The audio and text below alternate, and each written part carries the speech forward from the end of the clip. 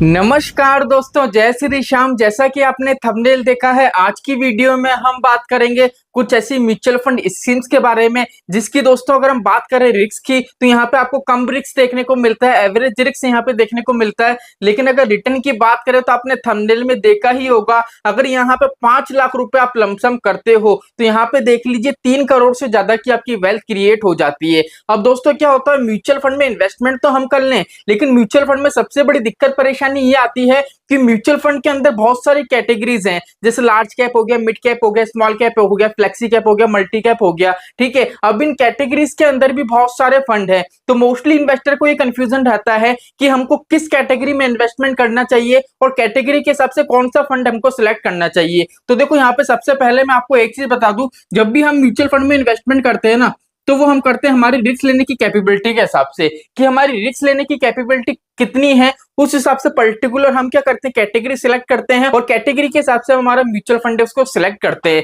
तो यहाँ पे दोस्तों देख लीजिए, आज की वीडियो में हम बात करेंगे टॉप 4 म्यूचुअल फंड्स के बारे में। दोस्तों अगर हम बात करें तो कंप्लीट ये टोटल 6 फंड थे, लेकिन मैंने कंप्लीट इसका एनालिसिस करा और पर्टिकुलर एनालिसिस करने के बाद मैंने 4 ऐसे ये फंड सिलेक्ट करे जिसमें अभी के टाइम में भी अगर आप इन्वेस्टमेंट करते हो तो फ्यूचर में अच्छा खासा कॉर्पस तैयार कर सकते हो। अब यहाँ पे बात करें, मैंने आपको बताया था रिस्क आपको कम देखने को मिलेगा, तो हमारे ये चारों की चारों जो फंड है दोस्तों वो मिड कैप कैटेगरी के हैं। अब म्यूचुअल फंड में जैसा कि मैंने आपको बताया, आपके रिस्क लेने की कैपेबिलिटी के हिसाब से कैटेगरीज होती हैं। जैसे मान लीजिए आपकी रिस्क लेने की कैपेबिलिटी बिल्कुल ना के बराबर है, तो आप लार्ज कैप कैटेगरी के जो फंड है उसमें इन्वेस्टमेंट कर सकते हो, क्योंकि लार्ज कैप की जो कैटेगरी होती है उसमें जो म्यूचुअल फंड होते हैं वो कहां पे अपना पैसा इन्वेस्ट करते हैं, वो ऐसी स्टेबल कंपनी में पैसा इन्वेस्ट करते हैं जो निफ्टी 50 की टॉप 100 कंपनी रहती है। अगर मिड कैप की बात करें तो मिड कैप में क्या होता है दोस्तों, आपको जो रिटर्न मिलता है वो एवरेज मिल जाता है, लेकिन यहाँ पे क्या होता है, जो आपका रिस्क होता है वो भी एवरेज होता है। लेकिन मान लीजिए आपको फ्यूचर में बहुत अच्छा better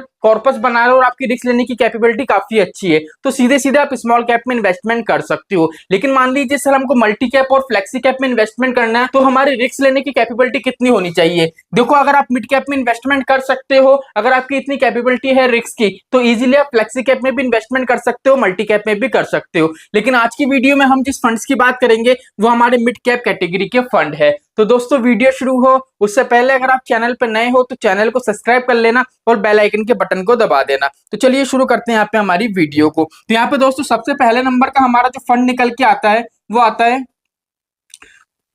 Sundaram mid cap fund. ठीक है, अब दोस्तों यहाँ पे मैं चारों की चारों आपको जो फंड बताऊंगा वो डायरेक्ट प्लान है, रेगुलर प्लान नहीं है। ठीक है, अब यहाँ पे मान लीजिए दोस्तों लास्ट 20 साल, अगर लास्ट 20 साल की बात करें, लास्ट 20 साल पहले अगर आपने 5 लाख रुपए यहाँ पे क्या करे होते, लमसम करे होते, तो आज की डेट में आपका जो कॉर्पस तैयार होता वो कितने का हो जाता दोस्तों, 3.07 करोड़ का। मतलब हमने इन्वेस्टमेंट करे मिनिमम 5 लाख रुपए, लेकिन यहाँ पे हमारा जो कॉर्पस तैयार हो रहा है वो 3 करोड़ का। तो सर 20 साल के अंदर अंदर इसने कितना रिटर्न दिया होगा, तो इसका सीएजीआर जो रिटर्न है दोस्तों, इसका जो सीएजीआर रिटर्न है वो है दोस्तों 22.84% का। ठीक है, सालाना बेस पे इसने इतना रिटर्न बना के दिया है। अगर बात आती है कि सर इसने एक्चुअल में हमको इतना रिटर्न बना के दिया है तो मार्केट से रिस्क भी लिया होगा। अगर मार्केट से रिस्क लेने की बात करें दोस्तों, तो यहाँ पे इसने जो मार्केट से रिस्क लिया है वो बिल्कुल ना के बराबर लिया है, 0.90%। अब क्या होता है दोस्तों, हमारा जो म्यूचुअल फंड का रिस्क होता है, कोई भी पर्टिकुलर फंड है वो मार्केट से कितना रिस्क ले रहा है, अगर हमको उसको पता लगाना है तो सिंपली हम क्या चेक करते हैं, बीटा। अगर बीटा 1% के अंदर है तो हम ये कह सकते हैं कि इस फंड ने हमको अच्छा रिटर्न बना के दिया है और मार्केट से कम रिस्क लिया है। अगर मान लीजिए आप चेक करोगे स्मॉल कैप कैटेगरी में, जैसे क्वांट का आप चेक करोगे तो उसका बीटा आपको 1% से ऊपर दिखेगा, बिकॉज क्या है, वो अग्रेसिव इन्वेस्टमेंट करता है, उसमें वॉल्टिलिटी आपको ज्यादा देखने को मिलती है, वो मार्केट से ज्यादा रिस्क लेता है। अब यहाँ पे क्या है, मार्केट से कम रिस्क है, इसलिए बीटा आपको क्या मिलेगा, 0.90%, 1% के अंदर मिलेगा। अगर बात करें रेगुलर बेस पे, अगर हम 20 साल की बात करें तो इसने सालाना बेस पे, रेगुलर बेस पे अपने बेंचमार्क को एवरेज कितने परसेंट से बीट करा है, जो उसने अपने बेंचमार्क को बीट करा दोस्तों वो करा है रेगुलर बेस पे 1.92% से। तो काफी अच्छा है दोस्तों। क्या होता है, म्यूचुअल फंड के अंदर एक पैरामीटर होता है बेंचमार्क। अगर कोई पर्टिकुलर फंड अपने बेंचमार्क को बीट कर जाता है, बेंचमार्क से ज्यादा रिटर्न देता है, तो कहीं ना कहीं इन्वेस्टर ये सोचता है, कहीं ना कहीं जितने भी इन्वेस्टर है उनको ये लगता है कि जो फंड है पर्टिकुलर इसका जो बेंचमार्क था, एक पैरामीटर था रिस्क का, ये उसको बीट कर रहा है, तो प्रॉपर तरीके से इसका मार्केट अच्छा है, फंड की कंडीशन अच्छी है, हमको बेटर रिटर्न ये बना के देगा। ठीक है, अगर इसकी बात करें दोस्तों एनएवी प्राइस की, तो यहाँ पे दोस्तों एनएवी प्राइस इसका काफी बड़ा है। एनएवी प्राइस की बात करें तो 1383.39 रुपए का क्या है इसका एनएवी प्राइस है। और उसके एयूएम की बात करें दोस्तों, तो इस फंड का जो एयूएम है वो 11,017 करोड़ का है। अब यहाँ पे ये चीज देखो, इसका दोस्तों एनएवी प्राइस है वो 1300 रुपए से भी ऊपर है। तो यहाँ पे बात निकल के आती है कि सर अगर हम 1,000 रुपए की एसआईपी करें या 500 रुपए की एसआईपी करें तो क्या सर पॉसिबल है, क्योंकि यहाँ पे तो हमको एक यूनिट भी अलॉट नहीं होगा। देखो आप ये मत सोचो कि अगर आप 1,000 रुपए 500 रुपए एसआईपी करते हो तो आपको एक भी यूनिट अलॉट नहीं होगा। ठीक है, लेकिन यहाँ पे ये चीज देखो, इस पर्टिकुलर फंड का एनएवी प्राइस है वो रेगुलर बेस पे बढ़ रहा है। अब आपके पोर्टफोलियो में जैसे मान लीजिए आपने 1,000 रुपए की एसआईपी करी, अब 1,000 रुपए की एसआईपी पे आपको जितने भी यूनिट अलॉट हो, चाहे एक से कम यूनिट अलॉट हो, लेकिन वो जितने भी आपको यूनिट अलॉट होंगे उस हिसाब से दोस्तों एनएवी प्राइस तो आपका रेगुलर बेस पे बढ़ ही रहा है, तो क्या होगा पर्टिकुलर आपका यहाँ पे प्रॉफिट आपका जनरेट होता ही रहेगा। ठीक है, इसलिए आप यहाँ पे इजीली इन्वेस्टमेंट कर सकते हो। सेकंड नंबर पे दोस्तों हमारा जो फंड आता है वो आता है निप्पॉन इंडिया ग्रोथ फंड। ठीक है, अब इस फंड की भी यही बात है दोस्तों, अगर लास्ट 20 साल के अंदर अगर आपने 5 लाख रुपए यहाँ पे क्या करे होते, लमसम इन्वेस्ट करे होते, तो अभी के टाइम में आपकी जो वेल्थ क्रिएट हो जाती है वो होती 2.88 करोड़ की। तो यहाँ पे भी ये चीज देखो दोस्तों, 2.5 करोड़ से ज्यादा की वेल्थ इजीली आपके क्रिएट हो रही है। अगर इसके रिटर्न की बात करें तो इसका जो सीएजीआर रिटर्न है दोस्तों वो मिल जाएगा आपको 22.45% का। अब यहाँ पे दोस्तों एक चीज देखो, 22% यहाँ है और 22% यहाँ है, डिफरेंस कहाँ पे है, मात्र आपका पॉइंटों में यहाँ पे डिफरेंस देखने को मिल रहा है, लेकिन यहाँ पे देखो वेल्थ में कितना ज्यादा आपको डिफरेंस देखने को मिल गया है। ठीक है, 12 और 7 नहीं करके आपको 21 लाख रुपए का डिफरेंस देखने को मिल गया है। ठीक है, इसलिए क्या होता है म्यूचुअल फंड में बोला जाता है कि अगर आपको इन्वेस्टमेंट करना है तो डायरेक्ट प्लान में करना, रेगुलर में मत करना। मैंने एक वीडियो बनाया था दोस्तों, उस वीडियो में मैंने कंप्लीट आपको कैलकुलेशन बताई थी कि डायरेक्ट प्लान में इन्वेस्टमेंट करते हो और वही की वही इन्वेस्टमेंट रेगुलर में करते हो, तो दोस्तों उसमें 20 लाख रुपए का डिफरेंस आया था। वो वीडियो आप कंप्लीट वॉच कर लेना, लिंक मैं आपको डिस्क्रिप्शन में दे दूंगा। ठीक है, तो बात करें दोस्तों इस फंड की आगे की, अगर एनएवी प्राइस की बात करें तो इस फंड की जो एनएवी है वो है 4,207.23 रुपए की। तो यहाँ पे देख लीजिए एनएवी प्राइस इसका भी काफी बड़ा है, इससे ज्यादा बड़ा एनएवी प्राइस आपको यहाँ पे देखने को मिलेगा। लेकिन बात आती है कि सर इसने मार्केट से रिस्क लिया है या नहीं, तो यहाँ पे अगर हम इसका चेक करें बीटा, तो यहाँ पे बीटा आता है 0.94%। अब बीटे के मामले में देख लीजिए यहाँ पे कितना आता 0.90% और यहाँ पे 0.94%। मतलब इसने जितना रिस्क लिया है उससे भी कम रिस्क किसने लिया है, सुंदरम ने लिया है, और ज्यादा से ज्यादा रिटर्न इन्वेस्टर को बना के दिया है। तो इन दोनों में अगर आप कंपेयर करना चाहो, किसी एक फंड को लेना चाहो, तो सुंदरम मिड कैप को ले सकते हो, इजीली आप अपने पोर्टफोलियो में शामिल कर सकते हो। बात आती है कि सर इसका अल्फा कितना है, इसका जो बेंचमार्क है उसको उसने जो बीट करा है वो 3.75% से बीट करा है। अगर इसके टोटल हम एयूएम की बात करें तो इसका टोटल जो दोस्तों एयूएम है वो है दोस्तों 27,931 करोड़ का। तो काफी बड़ा दोस्तों इसका एयूएम है, इस हिसाब से इजीली यहाँ पे भी आप इन्वेस्टमेंट कर सकते हो। अब तीसरे नंबर का दोस्तों हमारा जो ये फंड आता है, इस फंड का नाम है टाटा। दोस्तों काफी पुराना ये फंड है, टाटा मिड कैप फंड। ठीक है,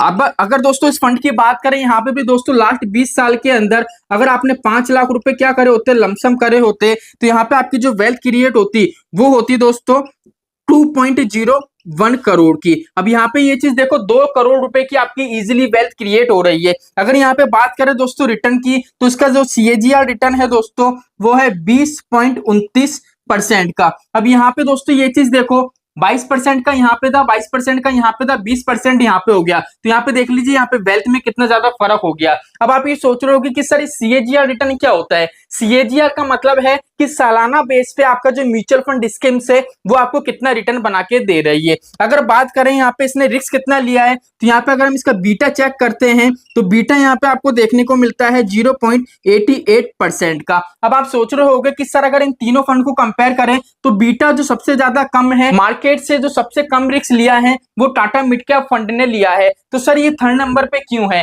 ये थर्ड नंबर पे इसलिए है, इसने मार्केट से कम रिस्क लिया है लेकिन यहाँ पे रिटर्न भी कम जनरेट करके दिया है। अब जो हमारा सुंदरम वाला फंड है उसने मार्केट से क्या करा है, थोड़ा रिस्क लिया है, इतना भी नहीं लिया है, थोड़ा रिस्क लिया है क्योंकि 1% के अंदर है, और एक्चुअल में इन्वेस्टर को क्या है, प्रॉपर तरीके से रिटर्न जनरेट करके दिया है।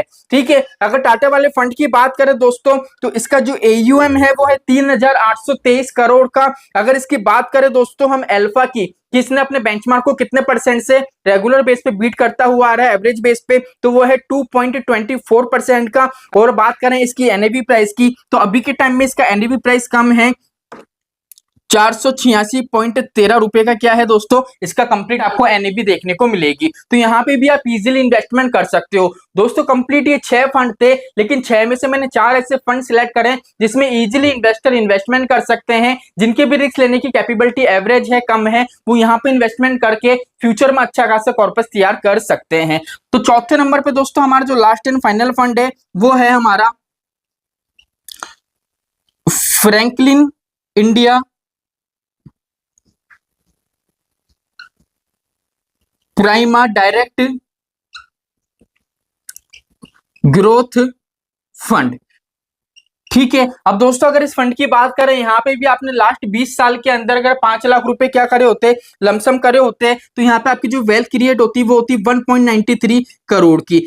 अगर इस फंड की बात करें इसका CAGR रिटर्न क्या है, तो इसका जो CAGR रिटर्न है वो 20.05% है। मतलब सालाना बेस पे इसने इतना रिटर्न बना के दिया है, तब जाके जो 5 लाख रुपए की वैल्यू थी उसको 1.93 करोड़ में कन्वर्ट कर दिया है। अब आगे की बात करते हैं दोस्तों। अगर आगे की बात करें तो यहाँ पे ये चीज देख लीजिए, अगर हम इसका AUM देखें तो 11 करोड़ का इसका AUM है। अगर बात करें NAV की प्राइस की तो 2,905 रुपए की अभी इसकी करंट में NAV चल रही है। अगर हम इसकी बात करें दोस्तों बीटा की, मार्केट से कितना रिस्क ले रहा है, तो इसका बीटा मिल जाएगा आपको 0.92%। मतलब बीटा है दोस्तों मार्केट से ये क्या कर रहा है, अभी इन तीनों के हिसाब से देखें तो हल्का सा ज्यादा रिस्क ले रहा है, लेकिन क्या है, ज्यादा रिस्क लेने के हिसाब से भी मार्केट से ये कम वैल्यू क्रिएट करके यहाँ पे दे रहा है। अगर आपको कंपेयर करना है तो यहाँ से कर सकते हो, देख लीजिए, यहाँ पे देख लीजिए इसका जो बीटा है 0.88% है टाटा वाले फंड का, और यहाँ पे जो फ्रैंकलिन का बीटा है वो है 0.92%। लेकिन यहाँ पे देख लीजिए आपको जो डिफरेंस देखने को मिलेगा अमाउंट में वो कितना ज्यादा मिलेगा। यहाँ पे देख लीजिए, यहाँ पे 2 करोड़ से ज्यादा की वेल्थ क्रिएट हो रही है और यहाँ पे 2 करोड़ की वेल्थ क्रिएट नहीं हो रही है। इसलिए क्या है दोस्तों, यहाँ पे जो नंबरिंग मैंने दी है 1 2 3 4 वो रिस्क के हिसाब से दी है और रिटर्न के हिसाब से दी है। अब आप में से कुछ ऐसे व्यूअर्स है जिनका ये कहना होगा सर मैंने मिड कैप कैटेगरी के अंदर क्वांट म्यूचुअल फंड के अंदर इन्वेस्टमेंट कर रखा है, SBI में कर रखा है, मोतीलाल ओसवाल में कर रखा है, तो उसके नाम यहाँ पे क्यों नहीं है। तो देखो पहली चीज तो मैं आपको एक चीज बता दूं, ये जितना भी आपको डेटा मिल रहा है वो 20 साल के हिसाब से कैलकुलेट करा गया है। अभी से लेके दोस्तों लास्ट 20 साल के हिसाब से जिसका भी परफॉर्मेंस अच्छा रहा उसकी कैलकुलेशन हुई है। अभी मान लीजिए जैसे अगर मैं आज की डेट में कैलकुलेशन नहीं करूं, मैं नेक्स्ट मंथ कैलकुलेशन करूं, या मान लीजिए मैं अप्रैल 2024 से कैलकुलेशन करूं, तो ये जो चारों की चारों फंड है ना, इन चारों में से कोई ना कोई फंड चेंज हो जाएगा और कोई दूसरे फंड आ जाएंगे। बिकॉज क्या है, म्यूचुअल फंड के अंदर किसी भी फंड का पर्टिकुलर जो रिटर्न होता है वो स्टेबल नहीं होता है, वो चेंज होता रहता है। आपने रेगुलर बेस पे देखा होगा म्यूचुअल फंड में कि रेगुलर बेस पे जो रिटर्न होता है कभी अप जाता है कभी डाउन आता है, उस हिसाब से हमको रिटर्न मिलता है। तो यहाँ पे दोस्तों मैंने आपको जो रिटर्न बताया है वो 20 साल के हिसाब से बताया है, इसलिए वो तीनों फंड आपको देखने को नहीं मिले। लेकिन अगर हम हमारी कैलकुलेशन है वो आगे पीछे कर दें, 20 साल की जगह मान लीजिए 20 साल से 6 महीने कम कर दे, 5 महीने कम कर दें, तो हमारे ये फंड है अगर हम 1 महीने कम की भी कैलकुलेशन करेंगे तो हमारी जो पर्टिकुलर ये फंड है ये आपको चेंज होते हुए दिखेंगे। ठीक है, रीजन मैंने आपको बता ही दिया है। तो वो सारे के सारे फंड अच्छे हैं, मैंने खुद ने इन्वेस्टमेंट कर रखा है। SBI मेगना मिड कैप में मेरा खुद का इन्वेस्टमेंट है, बहुत अच्छा फंड है, रेगुलर बेस पे इन्वेस्टर को रिटर्न बना के दे रहा है। मोतीलाल ओसवाल में भी मेरा इन्वेस्टमेंट है, वो भी अच्छा खासा रिटर्न बना के दे रहा है। लेकिन यहाँ पे दोस्तों बात आती है अगर 20 साल के हिसाब से देखें तो ये फंड बेटर है, आप इजीली यहाँ पे इन्वेस्टमेंट करके फ्यूचर में अच्छा खासा कॉर्पस तैयार कर सकते हो। तो चलिए दोस्तों आज के लिए इतना ही, मिलते हैं हमारी नेक्स्ट वीडियो में। जय श्री श्याम दोस्तों, जय श्री राधे।